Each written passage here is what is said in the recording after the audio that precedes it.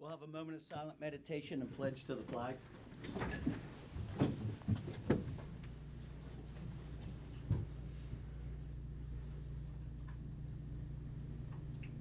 Thank you. I pledge allegiance to the flag of the United States of America and to the republic for which it stands, one nation, under God, indivisible, with liberty and justice for all. Good morning. It's August 16th, 10 o'clock. Thank you all for coming. Call the meeting to order, and all three county commissioners are here. We will now have consents and approvals from the county administrator. What? Nothing. Am I too loud? No. Okay. I thought you were going to stumble over my title. Oh. We have 48 exonerations for $35,627.03. We have 16 requests to create new statements, $7,572.46. Minutes for August 9th, 2023. Vouchers for general county, $440,748.76. 911, $11,234.71. Chestnut Ridge Park, $11,428.96. Camp Muffley, $13,069.04. Mason-Dixon Park, $1,065.27. Mon County Center, $8,533.08. Transportation levy, $124,161.68. Recreation levy, $812.72. Library levy, $30,475.06. Assessor's valuation, $1,335.68. Payroll, $354.95. Morgantown Industrial TIF, $1,603.66. ARPA, $92,925. Parks and Recreation, $32,401.11. We have purchasing card vouchers, General County Fund, $7,111.40. Chestnut Ridge Park, $165.60. Mason-Dixon Park, $55.74. Reallocated coal, $345.60, for a voucher total of $777,828.02.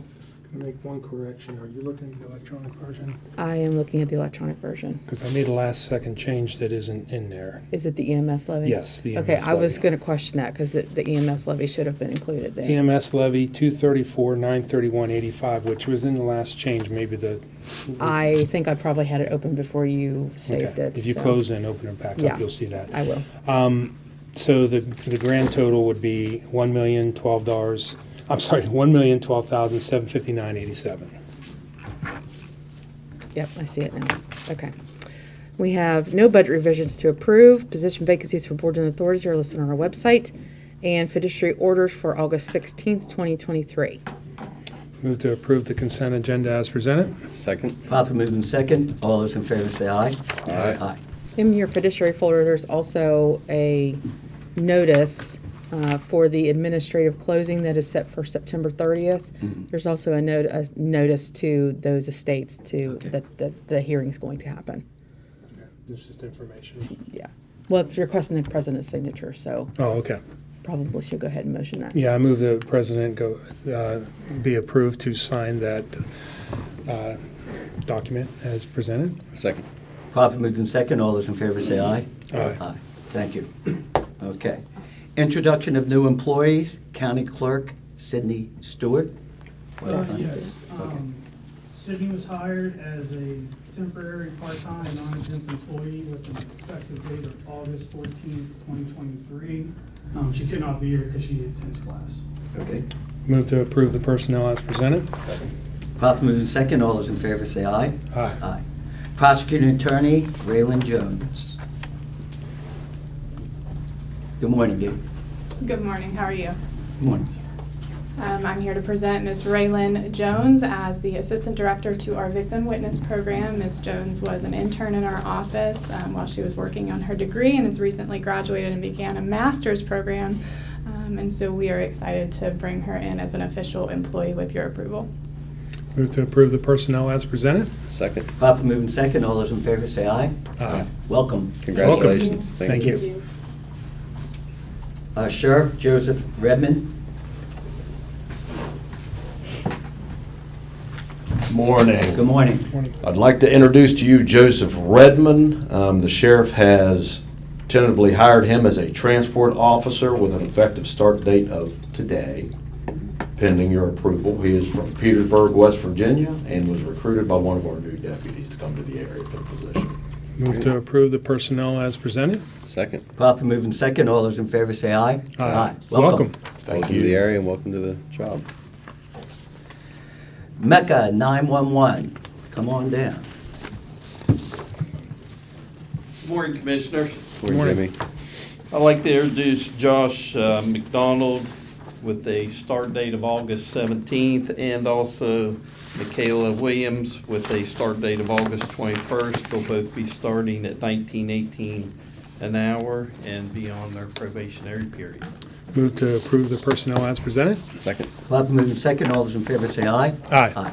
Passes. Thank you, Jimmy. Day Report Center. Good morning. Morning.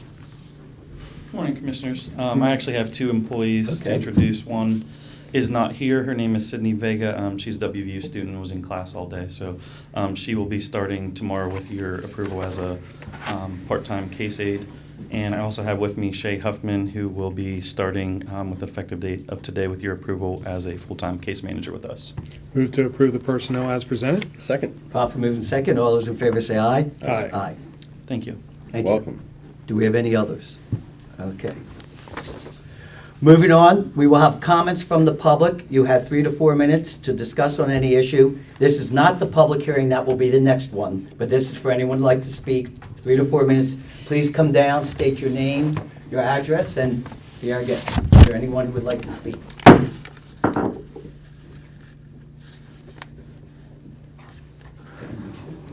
Okay. Seeing none, we'll close the comments from the public. Public hearing, ordinance regulating pedestrian vehicle safety, and what I will ask is Senator Sikora, Sean Sikora, to choose, to chair the public hearing. Thank you. Yeah. That's not a promotion. I know. And I said, okay. Okay.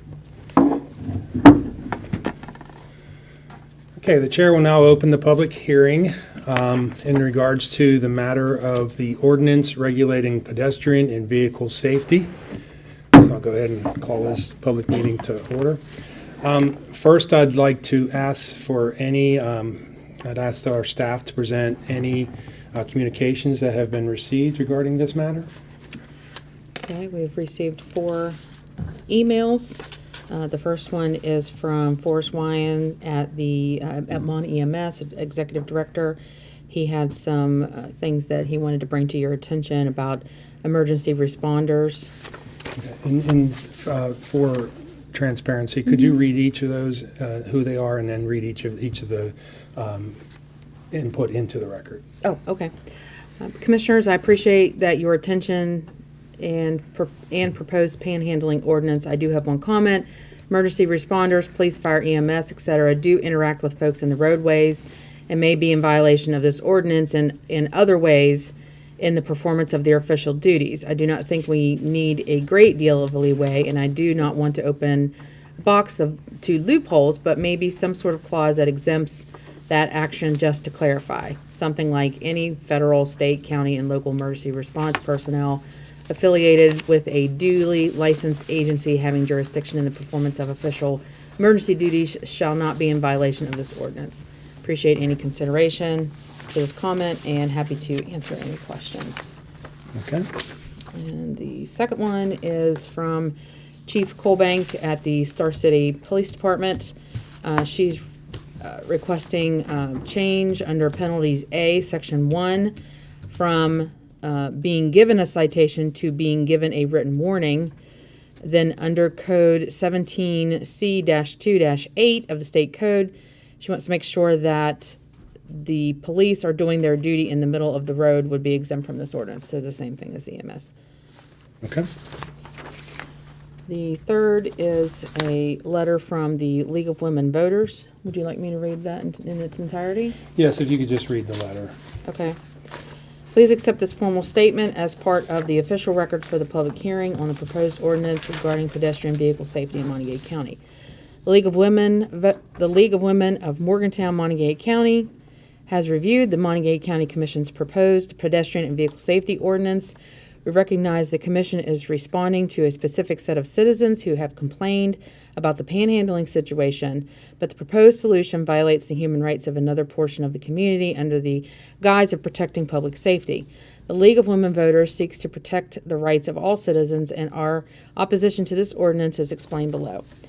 Even with revisions, this ordinance seems to be designed to target a particular disadvantaged population and seeks to deny them their First Amendment right of free speech. While the ordinance may remove some underprivileged members of this community from the busiest intersections around the county, it misses the mark in terms of serving the most destitute among us. In addition to the issue of rights, we have concerned about the complexity of the proposed ordinance. Surely, if this ordinance is to be adopted, a goal should be voluntary compliance. But this ordinance is long and difficult to understand, so it could be easy to violate it unknowingly. Even with our specific interest in the content, it requires multiple in-depth readings to get some understanding of the requirement. We remain uncertain that we have a full understanding. 7 pages of legalese suggest some goal other than clarity, understanding, or voluntary compliance. Instead, this ordinance appears to be one more attempt among many to remove from sight what the more privileged citizens of Monongalia County deem distasteful. However, merely relocating a problem does not solve it. When the Monongalia County Courthouse Square was slated as a target zone for loitering, many citizens who were pushed out moved to the rail trail, Hazel Ruby McLean Park, and other sidewalks in the city. In order to consolidate services for ease of access, Hazel's House of Hope has become another relocation effort for an unwelcome class of citizens. Yet, poor accessibility, restrictive rules for utilizing services, and a chronic lack of funds for shelter have made it less than successful even in its relocation goals. Not all of the housing insecure population, especially those who have PTSD or other life trauma, are comfortable or can be accommodated there. According to some, this has led to folks sleeping in downtown alleyways. The league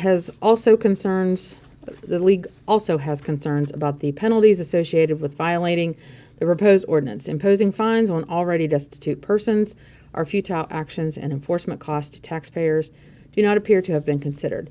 Many of our local law enforcement agencies have complained publicly of staffing shortages and have left them unable to do routine things like provide public safety for local events. Additionally, will the inability to pay citations issued under this ordinance escalate to arrest warrants if the cited persons lack the ability to pay. Our jails certainly cannot and should not take on more prisoners. In conclusion, the League of Women Voters of Morgantown, Monongalia County opposes this proposed ordinance. Despite removing certain terms such as panhandling from the text, it is all too clear that the Monongalia County Commission wants an ordinance to target specific classes of citizens, and by doing so, the rights of those citizens will be violated. We also oppose this proposed ordinance for its utter lack of clarity. Sincerely, Judy K. Ball, President, League of Women Voters of Morgantown, Monongalia County. I apologize for the length, but either way, it's either in the for or against section of the meeting, or at this point, we need to read the record, so. Sure. The last is from Mountain State Justice. Dear Commissioners, I am writing to you regarding your proposed ordinance regulating pedestrian and vehicle safety that, if passed, will unlawfully restrict protected free speech activity in violation of both the West Virginia Constitution and the United States Constitution. I understand that the ordinance is to be discussed at the Commission's August 16th, 2023 meeting. Mountain State Justice is a statewide nonprofit legal services firm serving low-income and marginalized West Virginians. We request that you consider our organization's concerns before moving forward with this unconstitutional proposed ordinance.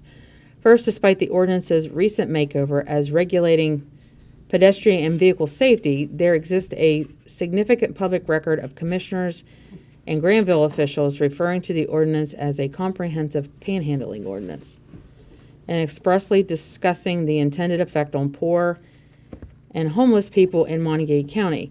Regardless of the ordinance's title, the paper trail of targeted animus toward these populations demonstrates that the proposed infringement of constitutionally protected speech is not content neutral.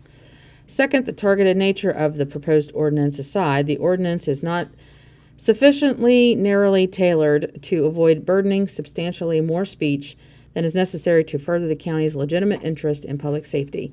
First, the apparent designation of nearly every major road or highway in the county as an area of concern burdens more speech than necessary without regard to whether speech could safely be conducted there. Additionally, the county has not demonstrated that enforcement of existing traffic laws, for example, the prohibition of stopping, standing, or parking a vehicle within the intersection, is insufficient to address the county's safety concerns. Instead, the county is electing to implement a sweeping prohibition on protected speech. In short, the proposed ordinance prohibits one thing: constitutionally protected speech. The Commission's own public discourse demonstrates the body's antipathy toward poor and homeless individuals. Its proposed ordinance embodies that antipathy by criminalizing our actions within our neighbors.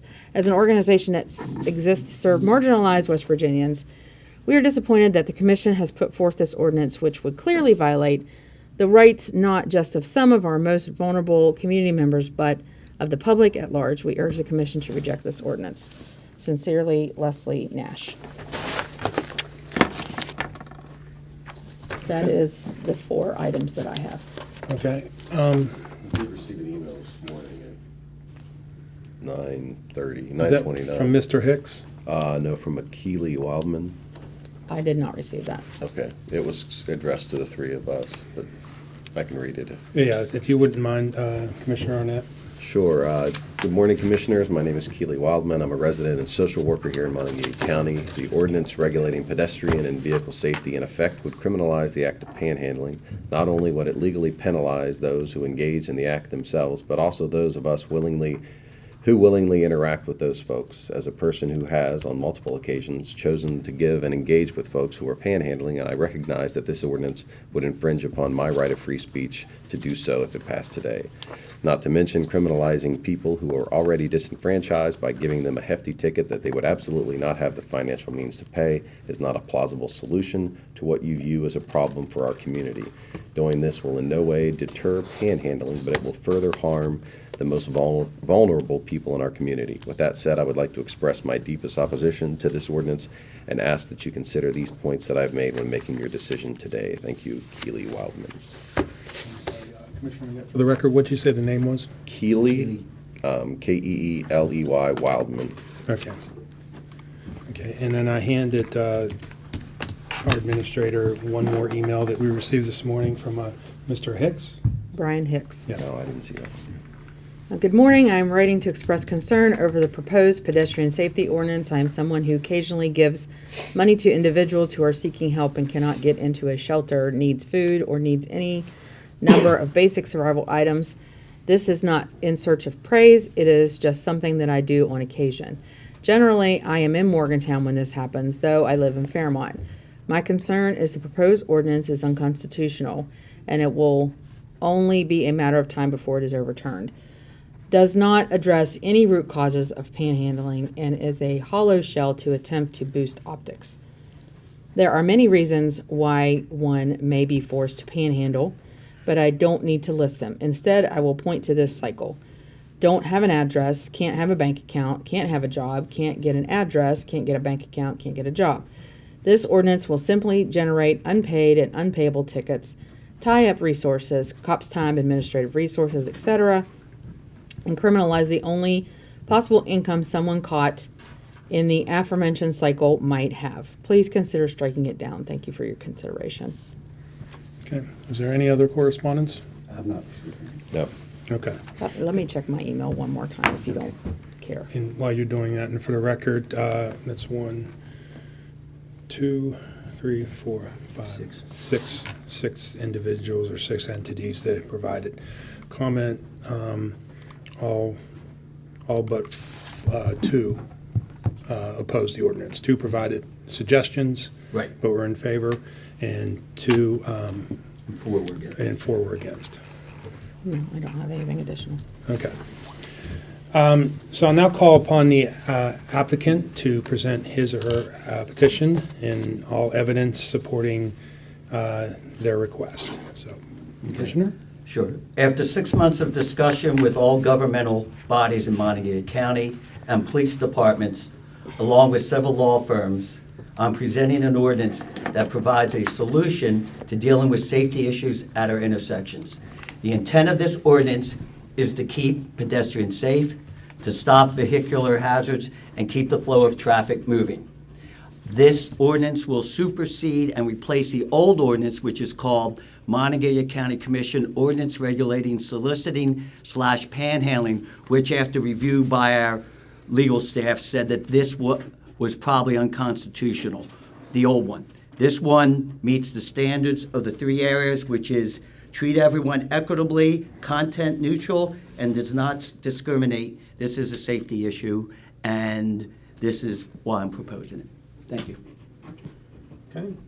I'll now call on anybody who is in support of the ordinance that would like to present their opinion to the commission. Okay. Now call on any of those who are opposed to the ordinance to come up and present their opposition to the ordinance. And if you wouldn't mind, please just state your name and address for the record. Sure. Good morning, you. Commissioners. My name's Lindsay Jacobs. I live at 93 Marion Street here in Morgantown. I've recently moved back a year and a half ago from Greenville, South Carolina, where they tried to do a similar thing and didn't pass for constitutional reasons. I'm a lawyer and a small business owner here, and I'm here to speak in opposition to the proposed ordinance. I'd also like to point out that we had lots of folks that would have been here if this wasn't 10 a.m. on a Wednesday morning. So that's a real challenge for people who work but want to show up and address you all in person. So I'm here to talk about the criminalization of poverty and homelessness. I'm not going to get into the constitutionality because somebody else is going to talk about that. But in short, criminalizing folks who are panhandling, criminalizing poor people, homeless people, it doesn't work. It doesn't. I agree that the county has a legitimate interest in public safety, of course, but these tickets, these fines, these aren't going to deter folks from panhandling. What it's going to do is put them in the cycle that Mr. Hicks referenced, where they get a ticket, they can't pay the ticket. What happens then? A warrant issues for their arrest. They get involved in the criminal law system. They have a criminal record. It is impossible to find housing with a criminal record. It is very difficult to find a job when you have a criminal record. Criminalizing these are societal systemic issues isn't the way to address the root cause of the issue. And I appreciate the fact that you all care about these folks, that you care about folks who are interacting with these folks, but this is both an unconstitutional way of going about that and also just an inhumane way. Commissioner Bloom, I've seen many comments where you said that you want to help, that this is in an effort to help folks. You've really talked a lot about the homeless population in the lead up to trying to pass this anti-panhandling ordinance.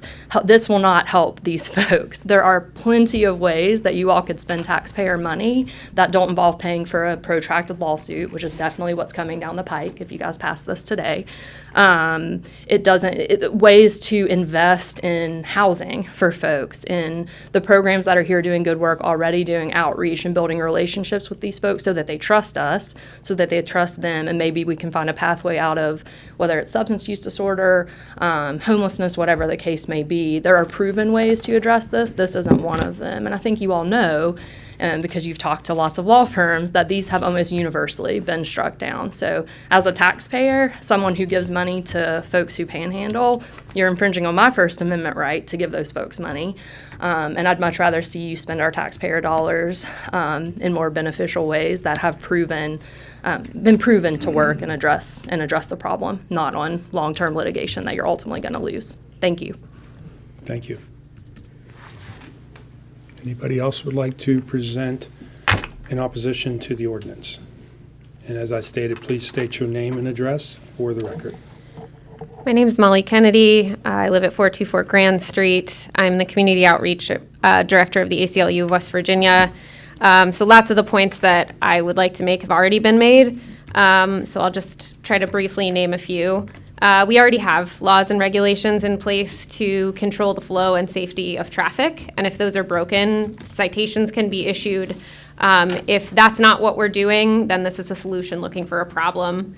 This is about the criminalization of poverty, and it's going to have negative effects on people. It's not going to help people no matter how many times we say that that's what we hope to gain here. It's not what's going to happen.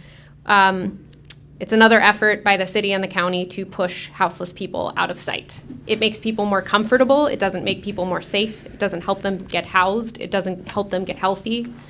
And the arbitrary guidelines of how we decided what this safety, what constitutes this safety are concerning. Do we have a study that tells us that these places are particularly unsafe? Because the last thing that we did regarding homeless people was to move the services that they needed miles out of town up a windy, steep hill that doesn't have sidewalks. So it concerns me that, you know, we're talking about safety in this arbitrary way, and it does call into question the legitimate public interest in this issue.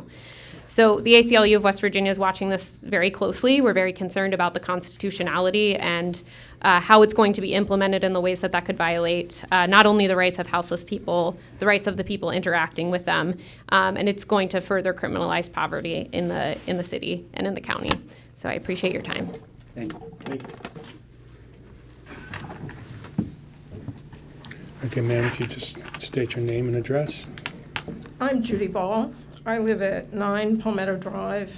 And for the record, you penned a letter from the League of Women Yes, Voters. I am the president of the League of Women Voters of Morgantown, Monongalia County.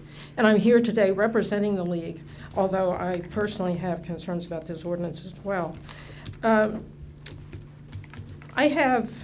Thank you for this opportunity, frankly. I appreciate having the public hearing to talk about this. And I'm not going to read the entire letter. You have the letter. It's been read. But since most of the discussion here has been inaudible to the audience, you don't know that, I'm sure. But it's like you're talking in whispers. I'm still going to briefly highlight 4 of the objections that were contained in the letter for Just to you and confirm, for the audience. I want to make sure everybody can hear. Can you guys in the back of the room hear us? Yeah. Okay. All right, if you can't hear, I'd ask that you move up. It Again, I want sounds everybody to like be you're heard. conducting a public meeting in whispers. We have speakers in the back of the room, so I'm not sure what the issue is. They can hear you and clear in the back, or they can hear and clear in the back. It's not working. On that side, move maybe up, if you yeah. guys move up to the front, maybe you'll be able to hear a little bit easier. Sure. I've never been one to say that I my can voice hear doesn't you. travel. It's these two I can't hear, and I can't hear you. Okay. And Sorry. If our guys in the back would make sure if they can turn the sound up. Yeah, to we'll make turn it sure up. that everybody can hear. Okay, thank you. Certainly. So my 4 points. First, we recognize that you're trying to respond to complaints that you've gotten from a particular segment of the population. And we sympathize with your position as elected leaders. You have to respond to constituents. However, those complaints do not warrant violating the rights of a different, more disadvantaged portion of the community and calling it protecting public safety. Second, if you go forward with this ordinance, we believe that voluntary compliance should be the goal. But that's not going to happen. You have presented us with 7 pages of legalese suggesting that you have some goal other than clarity, understanding, or voluntary compliance. If people are going to comply, they have to understand what the law is. Third, this county has a history, as Molly mentioned, of trying to relocate citizens who are deemed undesirable. We know from Morgantown, we know from other places that this simply does not work. It's like pushing on a balloon. You push on one side and it pops out on the other. Removing people from one place simply means that they move to another. No problems get solved that way. Fourth and finally, imposing fines on indigent people for trying to survive. It's punitive and it's futile. But it certainly increases the cost of law enforcement, which are borne by taxpayers. every law enforcement jurisdiction that I know of in this county complains publicly about staffing shortages. So why on earth would you want to add this ordinance to their already overburdened workload? So thank you for considering other points of view. I know that I probably disagree with most of you, but the League of Women Voters is please asking you, don't adopt this ordinance. Thank you. Thank you, ma'am.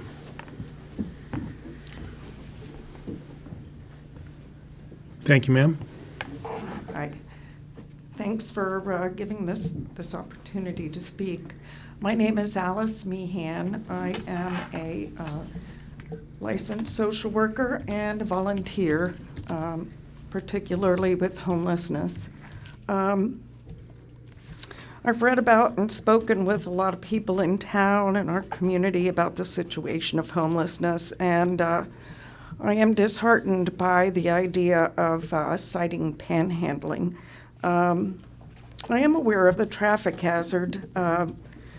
Like when I have stopped to give my $2, the guy behind me is ticked off. So I'm here to give my $2 thoughts, inflated from 2 cents. Sorry. Moralistically, I value every human being. I have yet to meet anybody who doesn't have a skill set, who doesn't have some value and promise to be a good citizen. Unfortunately, their circumstances, being told to get the F out of our house, all of the hardships some of these people, well, all of them have been through, have led to this situation. And I believe as a community, it is up to us to address those needs. And certainly citing panhandling is like squeezing blood from a rock. We're in a position where we should not be blaming the victim, which is what is happening, for being cast out of their violent, hate-filled homes, and for being exposed to drugs by their families, by their parents, whoever, or for suffering from psychiatric problems, which many are. Psychiatric substance use disorder. My solutions, I can't speak without coming up with some kind of solution here. I would suggest the police, and this would take more time than just handing them a ticket, is to pull over and talk to them and try to connect with them, figure out what the needs are, and refer them to the agencies. Give them a lift to wherever they're going. If they need to get home, take them home. I don't know if that's within the, if that is within their position to actually transport somebody, but if not, it should be. I'm grateful that H3, Hazel's House of Hope, has the resources and the agencies are still growing. So if they need a ride somewhere, take them to H3. At least there's food there. If they can't get up to H3 and they're downtown, we really can do better than this. If they're treated humanely and with respect, 9 times out of 10, they're going to respond in kind. I've like a broken record for this, but I believe we should have a 24/7 drop-in center for these types of situations and for people who are cast out of their homes. It's nice that we have this $1 billion surplus with the state, but we're prioritizing potholes over people. So I would like to help come up with more better solutions for our community. I know this is a nationwide problem, but here in Morgantown and Mon County and West Virginia, we can do better. And I challenge us to do so. Thank you. Ma'am, I didn't catch your address. I'm sorry. Oh, yes, my address is 888 Vandalia Road, Thank you. Morgantown, Gotcha. 26501. Yes, Thank you. thank you. Good morning. Good morning. Thank you. My name is Marley Yaniguez, and I live in Morgantown at 1093 Saberton Avenue. I'd like to address what it actually says in this bill. Under Prohibitions, Part B, it says, "Within any area of concern, it shall be unlawful for any occupant of a vehicle entering on or departing a roadway to reach out or attempt to reach out of his vehicle to interact with or exchange items with another occupant of a vehicle or any person within a road or highway." The County Commission has stated that this implies neutral language and is treating everyone equally. Well, let's see how that would be enforced then. If we're to look at the enforcement, it talks about the offender, which is not defined. So based on the prohibitions, that would be a person in a vehicle or a person outside of a vehicle. This effectively prohibits carpool. If this law is passed, I intend to break it within the hour in front of the courthouse. I'm a member of the board of directors of the Mountain Line Transit Authority, and I have planned driving a fellow member to a meeting this afternoon. This law would make that illegal. Now, if we were to say that this is, of course, a reasonable use of the public space, and, that would not be given a citation or warning as one member of the public recommended, with a future meeting requiring or inviting escalation up to and including arrest and fines of up to $100, then we have to say, well, is this really going to be enforced? Am I going to be judged in the same way as a person who might be a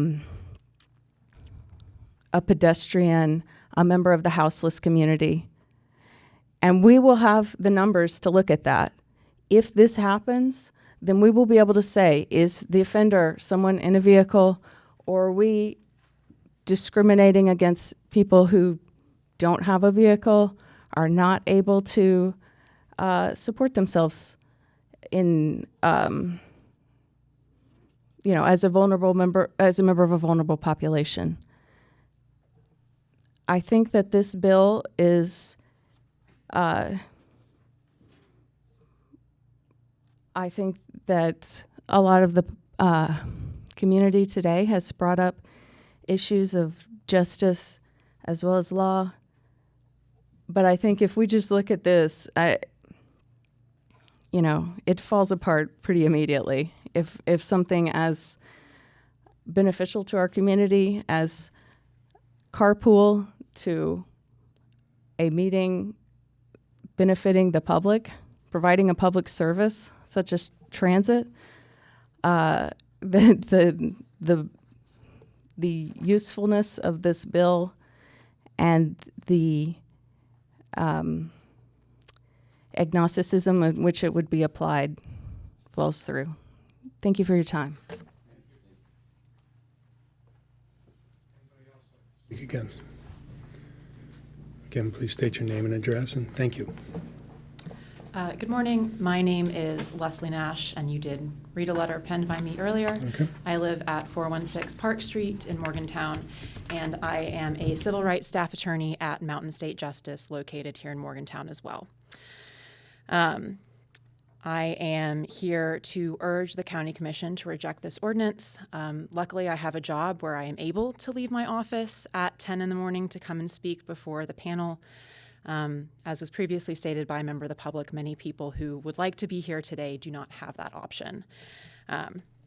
So I'm not going to go through all of the issues that I listed in our public comment. I'll just hit a few highlights and things that I think are very important for the commission to keep in mind. First of all, requests for charity in public places are explicitly protected under the First Amendment, and therefore the government's authority to regulate this type of protected public speech is incredibly restricted. We are concerned that this ordinance is very far outside the scope of permissible government regulations and therefore unconstitutionally infringes on the free speech of Mon County residents. Since the Supreme Court ruling in Reed v. Town of Gilbert in 2015, panhandling ordinances of all shapes and sizes have been consistently found constitutionally deficient by federal courts, particularly those that infringe on protected speech to the extent that this proposed ordinance does. Clearly, this is an ordinance that prohibits speech, not conduct. We are all entitled to be present in public spaces and entitled to engage in free speech in those public spaces. Notably, the history of public comment on this ordinance makes it very clear that regardless of the title of the ordinance or what language is contained within it, it is not content neutral. Although the ordinance does not reference panhandling explicitly on its face, it would disproportionately affect people experiencing homelessness, and the numerous public comments on this proposed ordinance by those who support it make it very clear that it was designed explicitly to restrict panhandling and requests for charity. Fundamentally, this ordinance criminalizes interactions with people seeking charity, and in some cases would criminalize the very act of giving charity. Any ordinance that punishes a person seeking charity is unconstitutional and, quite frankly, from a human point of view, a step in the wrong direction for our county. Ultimately, however, as multiple people have said, passing this ordinance won't solve homelessness, it won't prevent panhandling, and it won't promote road safety in Mon County. Criminalizing homelessness or the act of asking for charity would only exacerbate the crises of poverty and homelessness in our county and in our state. Issuing fines to people who are clearly unable to pay them is ineffective and counterproductive. Mon County would be better served by investing in its community, both its homeless and non-homeless residents. The speech that Mon County seeks to criminalize, which is ultimately and fundamentally speech requesting charity, is often a life-sustaining act for homeless individuals. We would all like to see a city, a county, and a state where people are not forced to beg to survive, but that's not the world we live in right now, and we won't achieve that by criminalizing those who ask for charity or those who engage in giving it. We at Mountain State Justice call on the Commission to reject this ordinance and instead consider a more legal, constructive, and humane alternative to keep all citizens of Mon County safe. Thank you for your time. Thank you. Thank you. Would anybody else like to speak against this ordinance? Seeing none, I'll now grant the petitioner the right to rebuttal of any arguments that were presented. Okay, I'll try and hit some of the major issues. First of all, Lindsay, I appreciate Lindsay Jacobs from Georgia said that, this was unconstitutional, except what she does not realize in the last 6 weeks, the state of Alabama passed this exact ordinance. The state passed it. So there are changes going on, so I did want to bring that up. I have to say, though, Ms. Bell, that I'm really taken back and very a little disappointed. I take exception that you state that we in this community are trying to relocate individuals. I'm very frustrated with that because I spent the last 5 years of my life working with the West Virginia Coalition to End Homelessness, United Way, Bartlett House. And the concept was, let's come up with a center, which is a $4.1 million program at Hazel's House of Hope to develop and help these individuals. We have agencies there to help these individuals. So I want it clear, it wasn't putting them out, it was giving them the opportunity to get help, and we continue to do that. So I take a little exception with those comments and against this community, which I believe is probably one of the most giving communities. This commission gives over $1.1 million in nonprofit aid to help these individuals. And for example, one of the sites where we're having serious problems over by the Sheets in Hornback, 2 blocks away is an entire area to help these individuals. And that's what we're trying to do. So I take a little bit of resentment that we're putting them away. And I find it almost ironic that when I work with these individuals, I say, well, where you're from?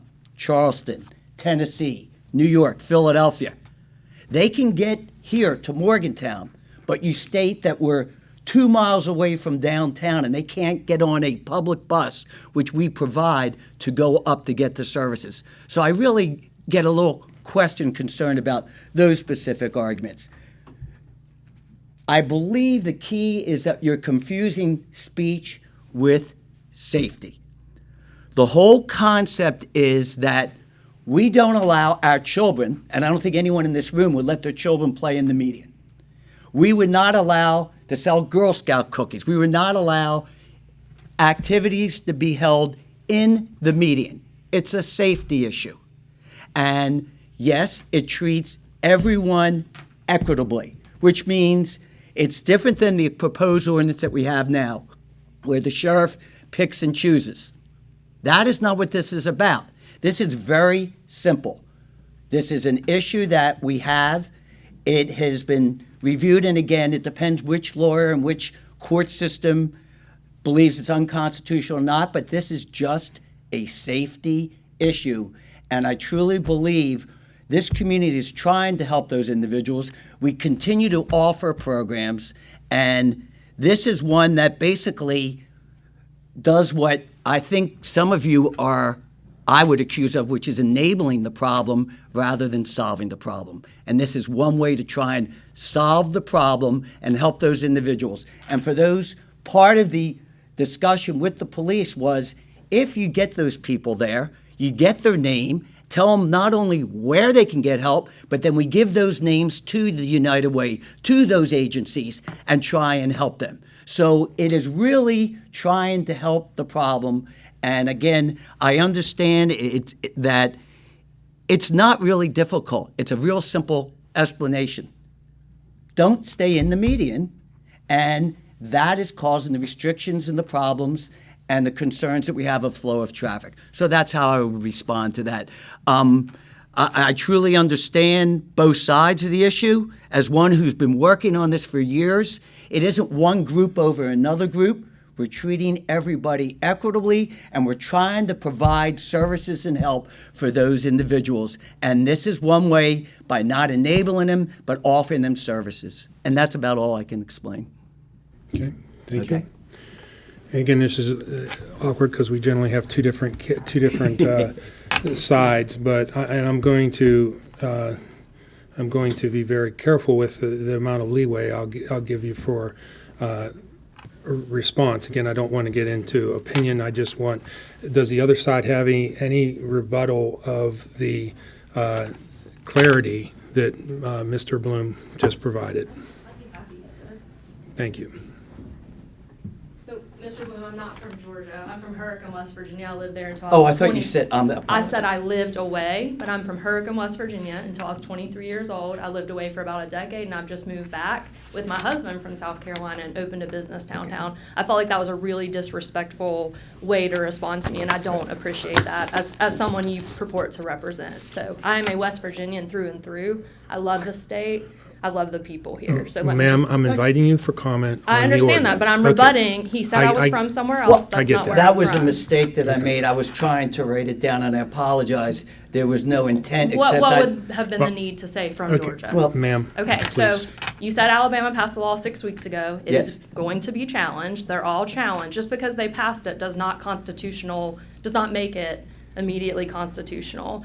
Our team has looked at this, and you'll hear from us afterward, but our team has looked at this. We have excellent lawyers in the state looking at this, and it is overwhelmingly true that these ordinances are struck down. Both the Fourth Circuit has struck them down, one very similar. The Supreme Court has ruled on this, so we feel really confident that if you pass this, you're going to end up, again, in protracted litigation that will be appealed until it can't be appealed anymore to protect the free speech rights of folks that live in Monongalia County.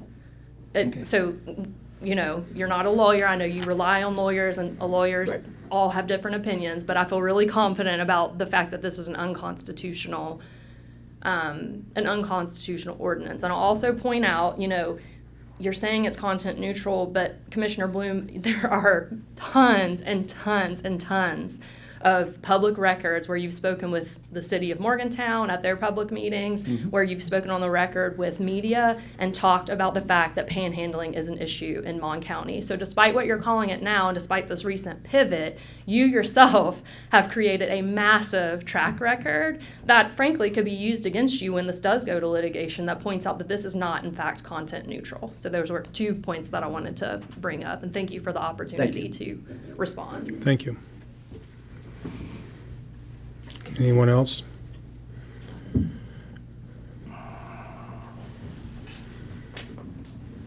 I'd like to respond to the comment that folks will be given aid or access to social services if they are given a citation through this ordinance. There's nothing about that in this proposal. Under penalties, it says the offender will give his name and address to the officer, and the offender may be given an information sheet for information regarding the ordinance. And that is the only thing about providing any information. There's nothing about providing access to Hazel's House of Hope or other resources. So that all seems to be a speculative possible way that somebody might react after the bill. It's not part of the bill. Thank you. Thank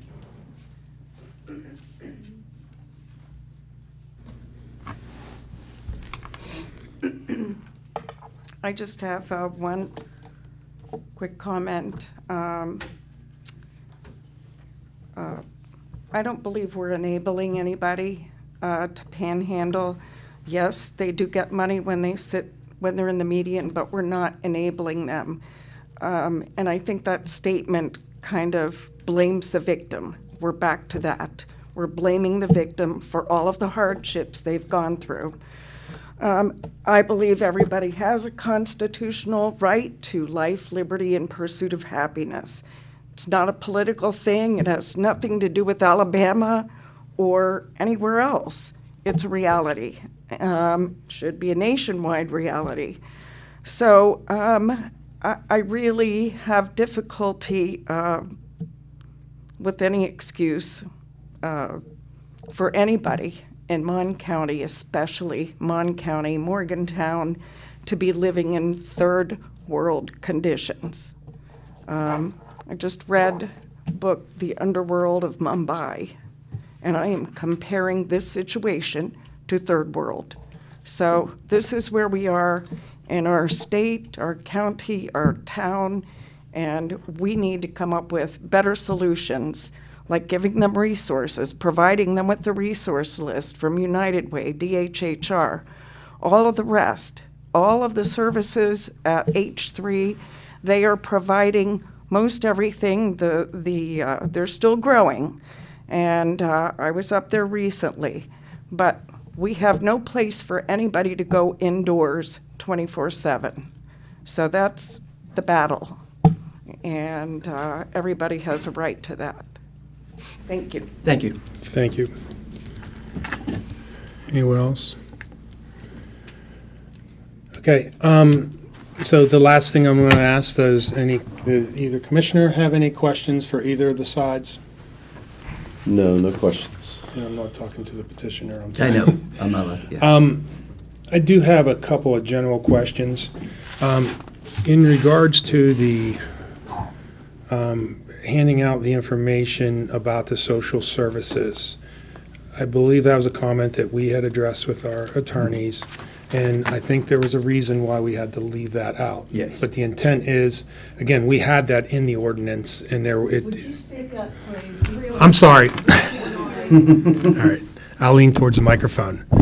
I was asking the question, and during this whole back and forth, as this ordinance was being developed, it was at one time, there was a condition in there that the people that would be advised of the ordinance and possibly not in compliance with the ordinance would be given information about all the social services that are available in this county. And that information was a kind of a one-page sheet that had hundreds of entities where people could seek help. For whatever reason, from a legal standpoint, we We left that out. That was our intention, but we were told by legal that we needed to leave that out because there was some reason that shouldn't be in there. But that was our intent, and that's what we intend to do, is to make that information completely available so that these individuals would be given that information rather than standing on the street asking for help. They'd be giving all these resources that they can go and seek help. So that was definitely something that we discussed with that. So again, that was meant as a question because Commissioner Bloom answered it. He said yes, but that being a question, Tom, could you respond to that? Right, we were informed that that shouldn't be part of the ordinance, that should be part of how when we work with the police department, how it's delivered, and we already started to work with 211, and they already have making cards for us immediately to hand out. And I believe United Way has a wonderful, I want to call it, for lack of a better word, fact sheet of all the services that they provide. Correct. So that was something that we had discussed. So I remember that as you made a comment about that, I do remember us discussing that. So I'm asking the question, and Tom confirmed. One other question I'd like to ask, and this is from either side. You know, we had a lot of people mention comments about criminalizing homelessness. Has anybody verified whether people we observe that are asking for money on different corners are actually in fact homeless? I mean, it's just an assumption, I assume, unless somebody has some empirical evidence. Come on, ma'am. Folks that I am aware of who have done this, some are housed, some are not. Okay. Well, I just want to be careful about, I didn't want to let stand a blank statement that these people are all homeless. No, they are not all homeless. Some are housed, some need money to make ends meet, and they're not getting it. So the bridge to the other resources is very helpful for some. Okay. I still persist in saying that we need some place to take them. If they are not permitted to be there and they are unsheltered, we need some place for them to go on the spot. If their camps are being torn down, we need a place to take them. The police need to take them somewhere so that they are not unsheltered. Well, thank you, ma'am. I do appreciate your honesty, even though you're speaking against the ordinance.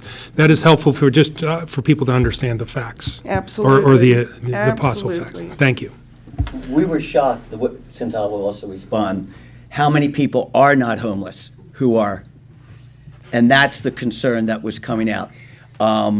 We were very shocked that many had homes. Many admitted that the real reason why they're doing it is because they have a drug habit, and that was the only reason why. So there's a multitude, and you are right. There's a multitude of different reasons.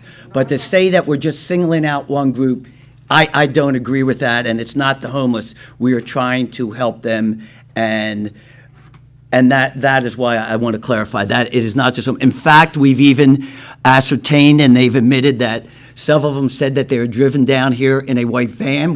They point blank told me, and that they are part of a group that works every 2 hours. Okay. Well, thank you. I did want to ask that question because it was stated a number of times, and I just wanted to be assured. Any other questions? Just real quick on clarity. Of course, I've read through the ordinance many times, and I don't see any reference to outlawing panhandling in the county. At least as far as the text of this ordinance, it's a location issue, not necessarily a thematic thing of outlawing panhandling.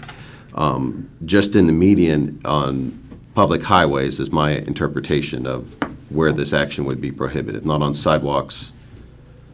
Just for clarification, it's outlawing anyone to be in the median. That's the difference. So it's for any issue. You can't do that, whether it's the volunteer fire department, whether it's the Girl Scouts selling cookies, it doesn't matter.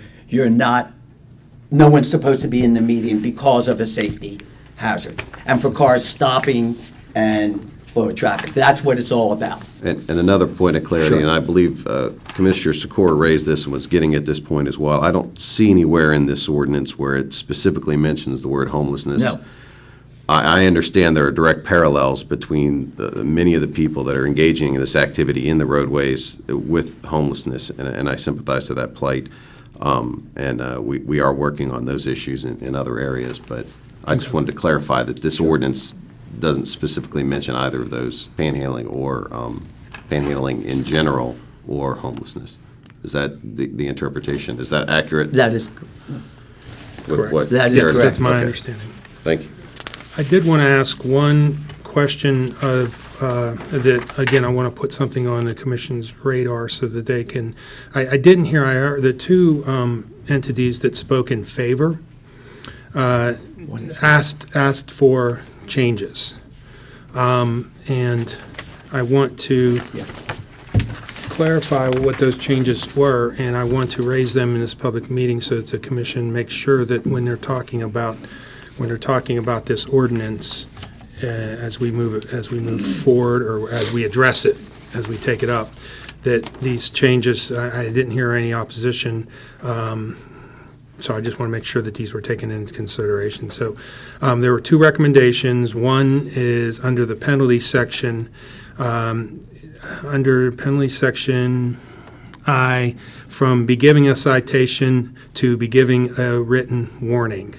This solves a lot of problems for the officers. Did I summarize that correctly? that is Do correct. we have a representative? The individual is here if you were to suspend the vote, Well, clarify it.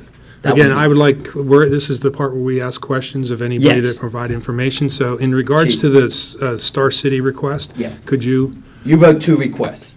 I just want to make sure I understand what those requests were. Sorry, my radio might be, my battery's dying. Just say your Chief name. Colbank with Star City Police Department. First, the warning. I don't have the ordinance in front of me right now, but for the first initial contact with anyone in the road, we would give a warning, and we would not just say, okay, get out of the road. We would give them a ride somewhere, at least in Star City. I've had several times where I pick them up, I get them to a safe spot. Hell, I've even bought some of them lunch. You know, it's not that we can't help these people, it's just we need to do it in a safer manner. Okay.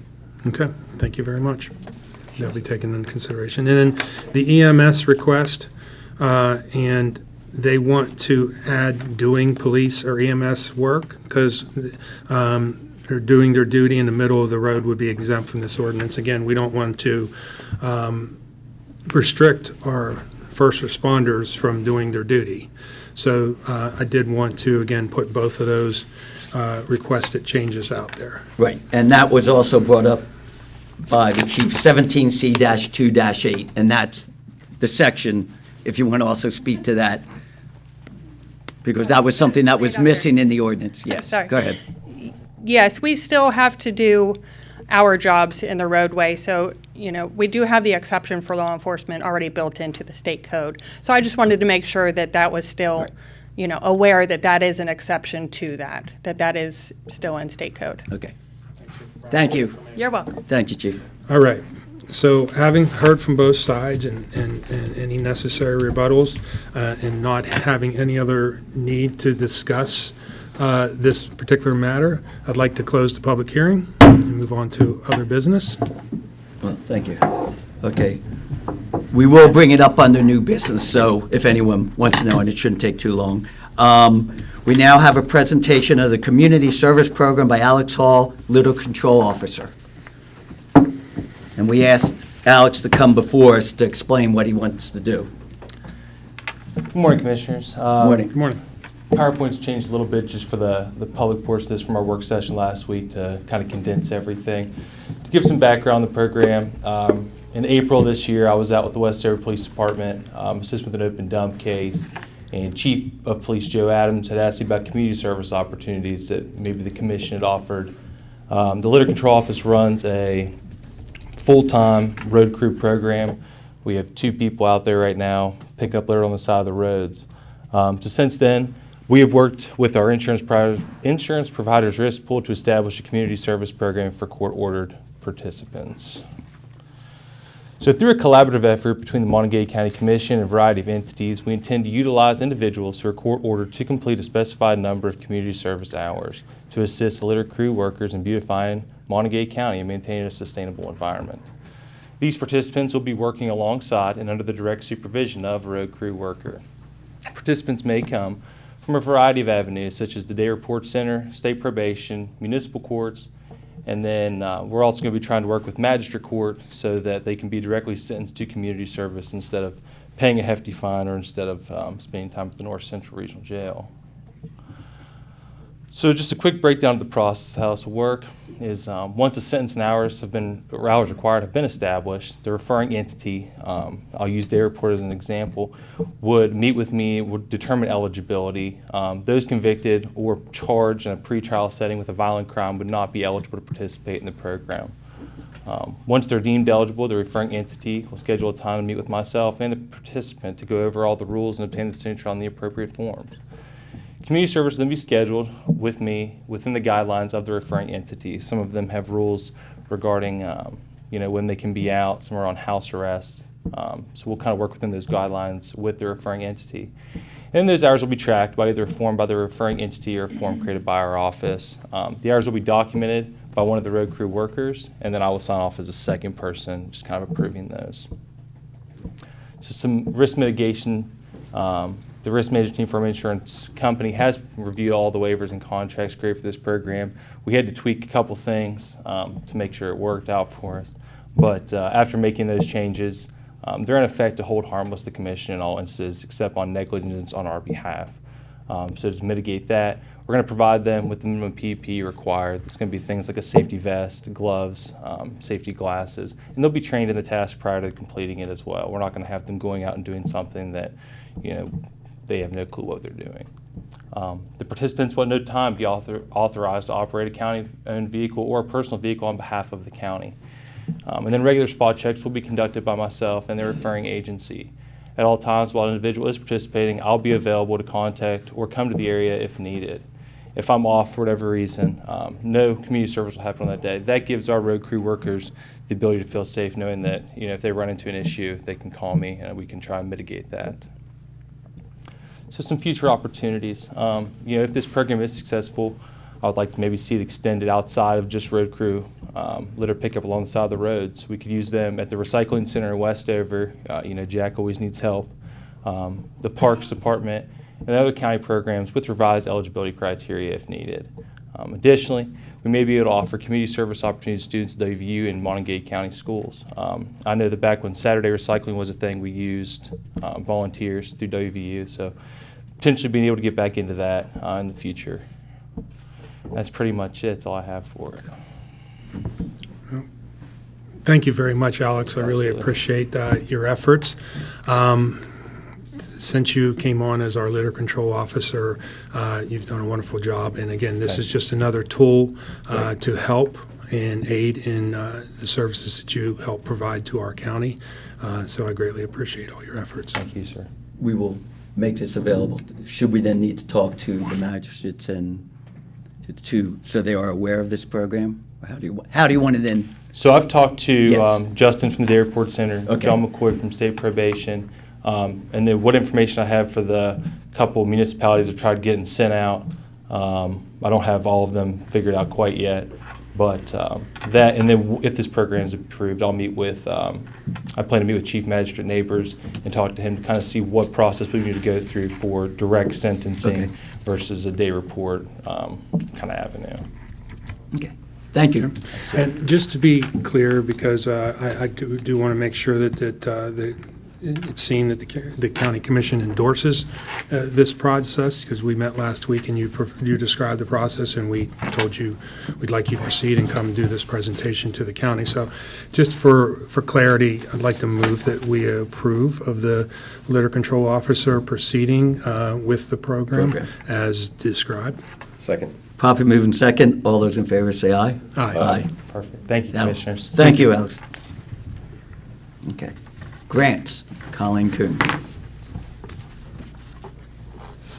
I have requests for reimbursements. The first one is for the SEEP grant in the amount of $7,148.33. The next one is for the Governor's Highway Safety Program, Safe Communities, in the amount of $923.19. then impaired driving in the amount of $2,667.93, and then distracted driving in the amount of $512.88. Move that we approve the President signing the grant documents as presented. Second. Properly moved in second. All those in favor say aye. Aye.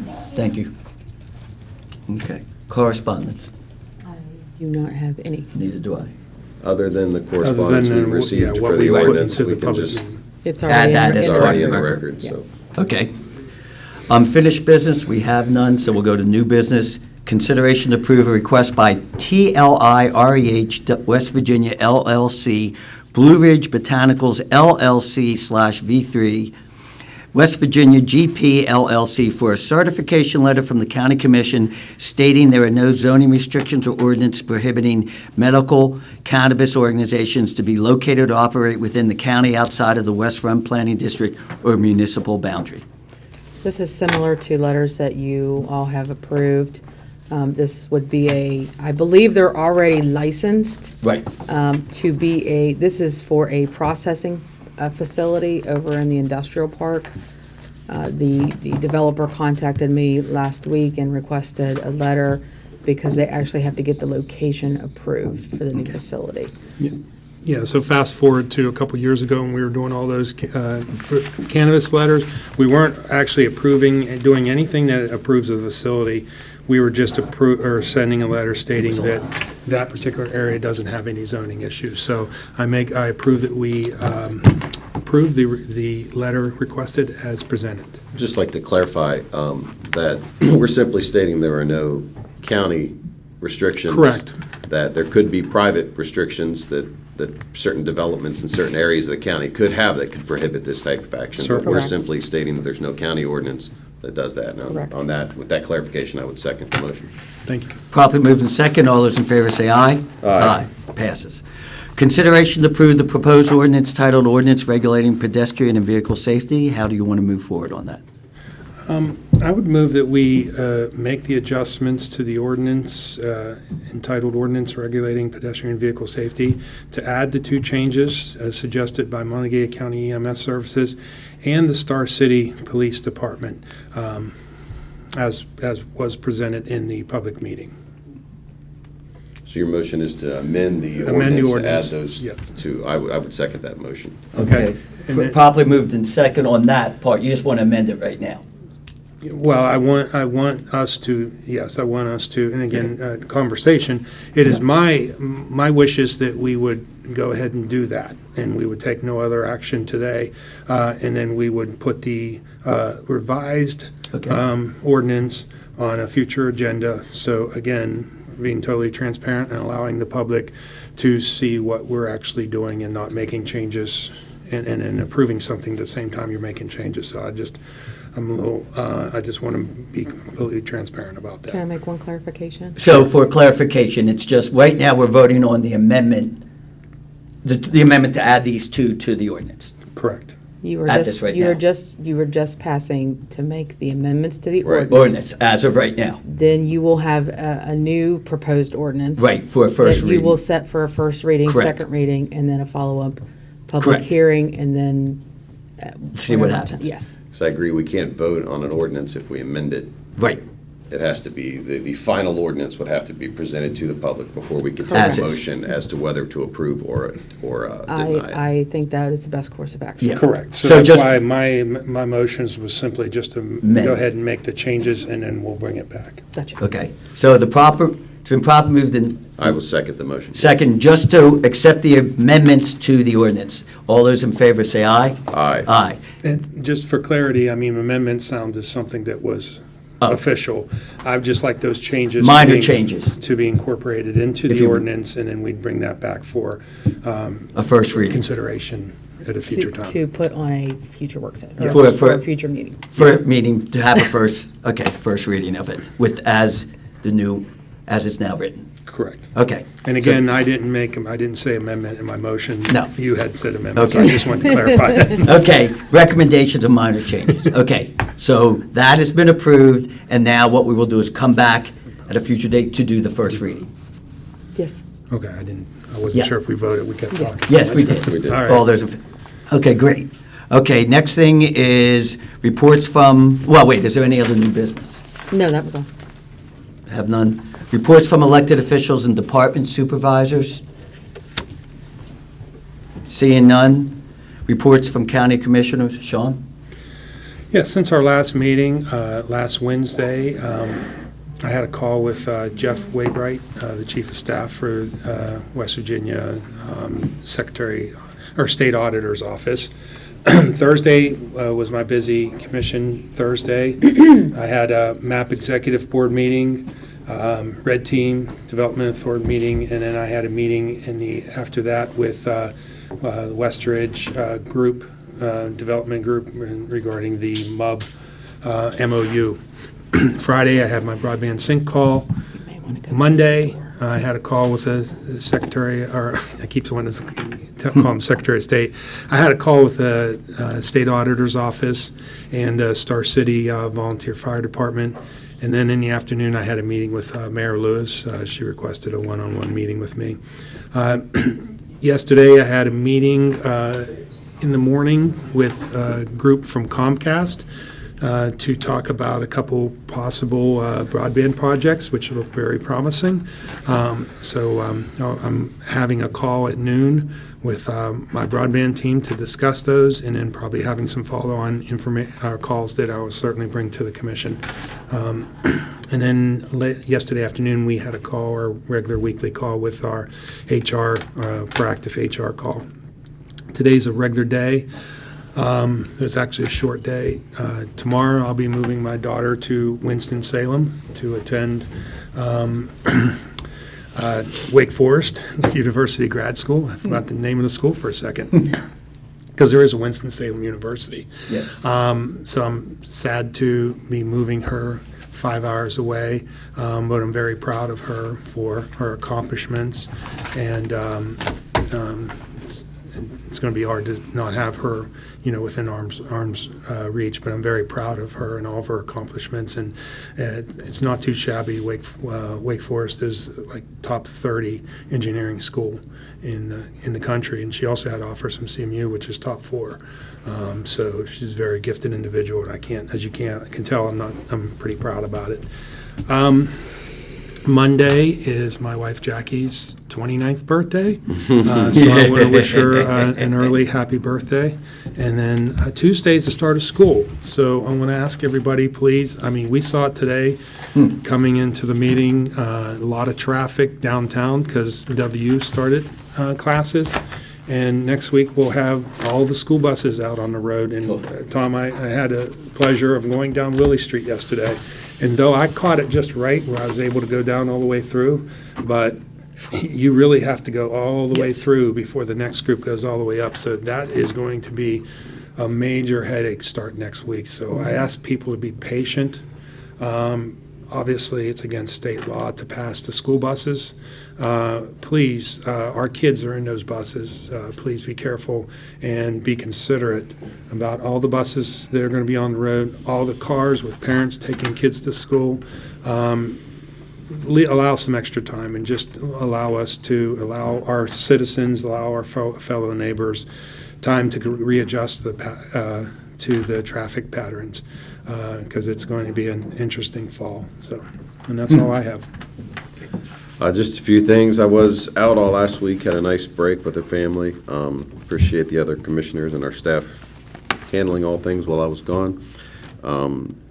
It's good to see such a crowd today of community input.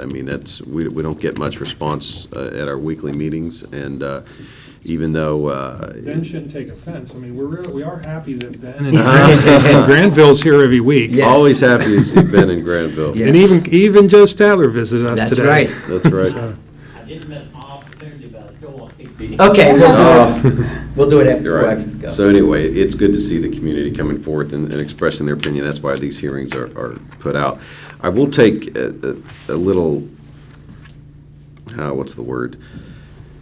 take a little umbrage with one of the comments made that directed directly at the county commission, that we are apathetic or in some way not caring of individuals in need in our community. I think our record is very clear and would very much show that we provide as Commissioner Bloom indicated, over $1 million in funding for these organizations. I serve on the MCR, the board that oversees Hazel's House of Hope, and very active in that organization.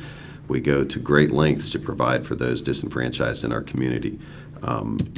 It's so much so that our very success in that area has increased the problem. The more services you give, the more likely others are to come from other communities to come to Morgantown and Monongalia County to seek those services. So it's kind of a fine line you tread, but I don't think we turn a blind eye. I don't think that we're apathetic or toward these problems. We work as best we can for these solutions. I don't feel that this ordinance didn't mention homelessness at all. That's the clarification I want to make, nor did it mention prohibiting panhandling across the county in any way.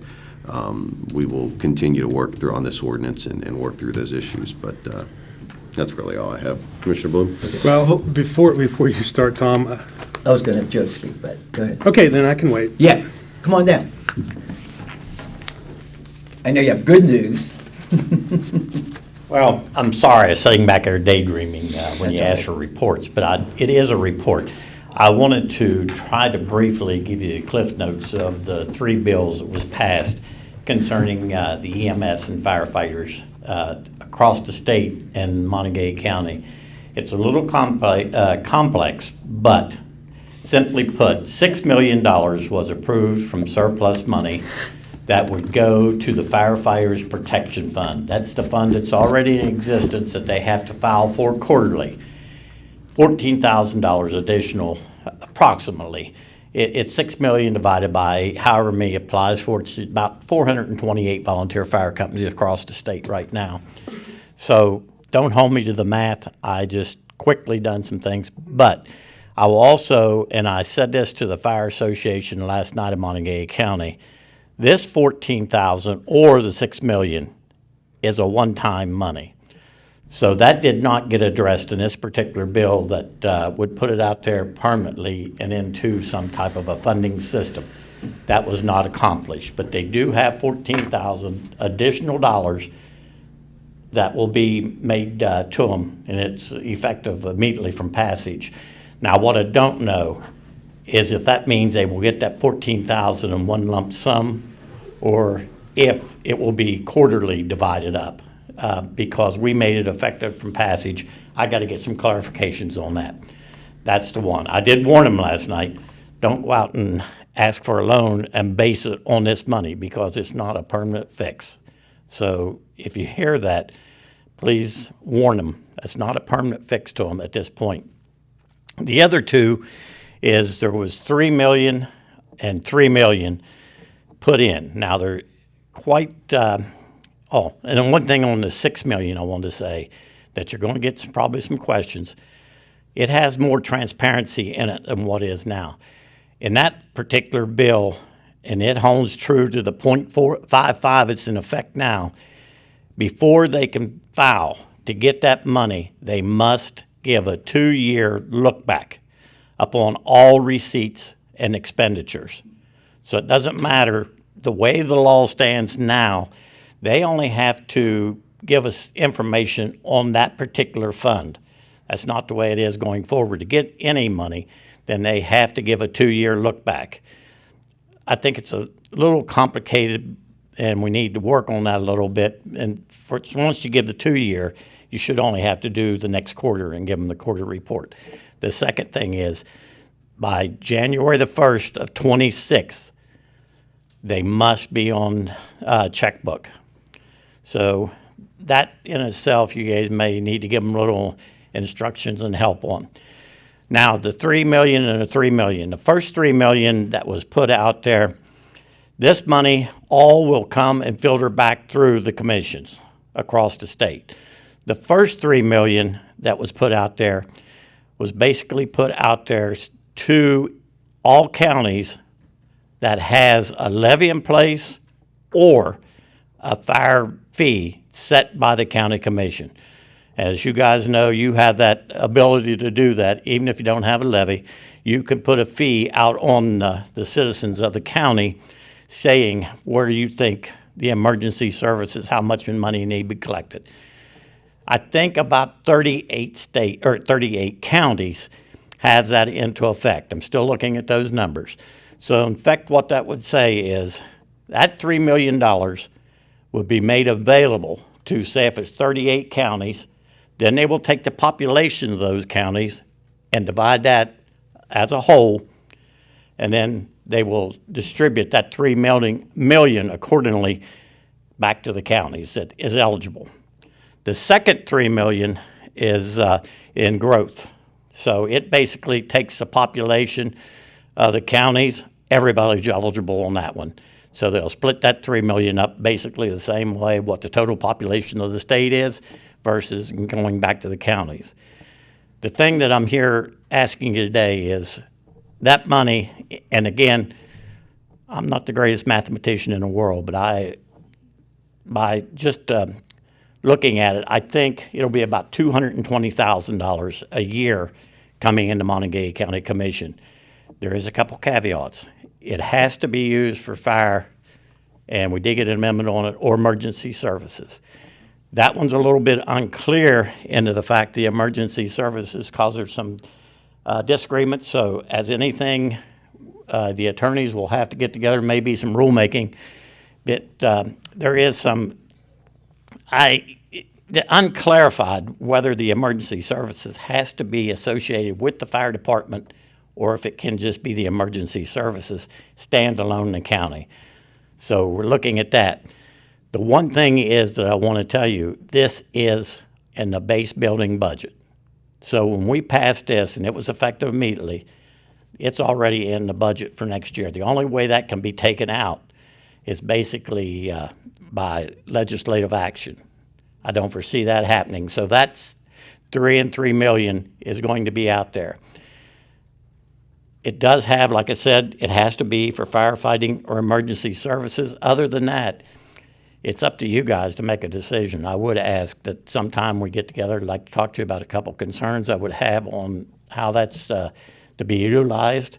And also, I would like to see some type of a policy out there. So there is some written guidelines because you guys will not be there forever. Somebody else will be, and I'd like to see some clarity in it because they're. The last piece of news that I will give you is we did also pass $4 million to give to the forestry because they need some equipment and stuff to fight these brush fires, forest fires and stuff a little bit better. And the last thing I'd leave you with is I, at least, am not satisfied with the legislation that we got completely. I think it was a good step forward. It's something that we had told them that we was going to work on, and we did get that out of special session. But I want some type of a permanent fix out there to look at some of the funding issues, and especially in the emergency services, as I'm talking about the EMS systems. Report that I got last night, we know what's going on in Monongalia County, and I would say to you, we can't let that happen. But I think there's 9 other departments across the state of West Virginia, volunteer fire companies, that are in apparently could fold. And so every time one of our emergency services, whether it's fire or EMS, falls, you guys know what that means as well as I do. That just means that the workload is based on somebody else, as it has to be out there. So I'm just saying that we're starting to work before January on a solution to this permanently. Thank you very much. Thank you. And thank you for doing that. We're very excited to have any sort of funding to come that way. Yeah, and Joan, I'm heading out of town, but next week I'd like to get with you to kind of talk, get into the details about all that. You wanted to say something? What I was going to say to Commissioner Arnetti, obviously I'm just, responding that this is your 3rd year on commission. I'm sure you've got you've learned that we have to have some thin skin, but I'm always reminded of a saying that I've used a lot in this position that really helps, and it's a Brigham Young quote where it says, "He who takes offense when no offense is intended is a fool, and he who takes offense when offense is intended is a greater fool." And that's kind of what how we have to. I mean, I don't think people mean to insult us when they talk about services, because no one will argue that this commission isn't deeply embedded in a lot of causes in this county, and unlike any other county, I think our administrator can attest to that, during budget time, how much we are involved in everything going on in this county. So it's just part of the position, and again, I'm not saying you're a fool. I think you just politely called me a fool. It's Third just worst thing I've ever called it. anyhow, I think you know what I'm saying, but No anyhow. problem. Go ahead, Tom. Okay, just two things. One, I do want to thank the commission for allowing us to have the public hearing today. I mean, we're getting into an area that nobody wants to deal with, and I really appreciate the commissioners for at least trying to address the issue, and let's see where we go with it. But I think it would have been very easy for us to look the other way, and we're not doing that. And I think that's what makes the strength of these three of us and the commissioners. The other thing I just want to say is, on Saturday, as you're aware, we had the back-to-school bash. 1,616 backpacks were given out with supplies, with hygiene. What really surprised me of all the things was the FBI fingerprinted 10% of the people. I was really shocked how many kids got fingerprinted and put in the system, and very excited. It went really well. Very appreciative of the community for giving. We brought 36 pallets. We brought back a half a pallet of school supplies, and that was it. We went through everything. In fact, we were 30 short, and we're going to get those backpacks, but we did get supplies they went. So again, I want to thank everyone, thank Mon County Center, and they did an amazing job helping us set up. So I really appreciate that. And with that, do we have a motion to adjourn? So moved. Second. We be gone.